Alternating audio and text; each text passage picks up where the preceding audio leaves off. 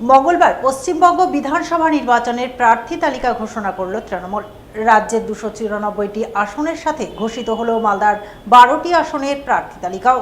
ঘোষিত প্রার্থী তালিকা অনুযায়ী কে কোন আসনে প্রার্থী হলেন দেখে নিন এক নজরে।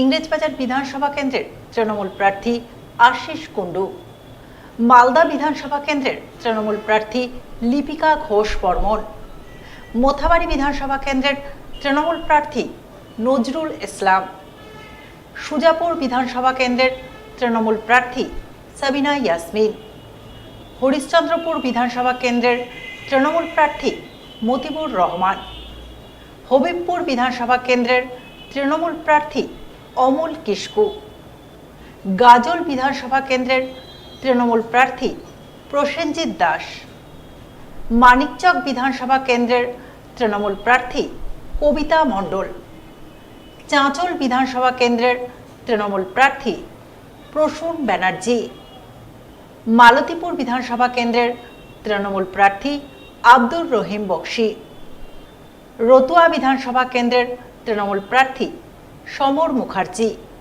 এবং বৈষ্ণবনগর বিধানসভা কেন্দ্রের তৃণমূল প্রার্থী চন্দনা সরকার। ভোটের আবহে মালদার পুলিশ সুপার বদল। নির্বাচন কমিশনের নির্দেশে সরিয়ে দেওয়া হলো মালদার পুলিশ সুপার অভিজিৎ বন্দ্যোপাধ্যায়কে। তার পরিবর্তে মালদার নতুন পুলিশ সুপার হয়ে আসছেন 2015 সালের আইপিএস ব্যাচের পুলিশ কর্তা অনুপম সিং।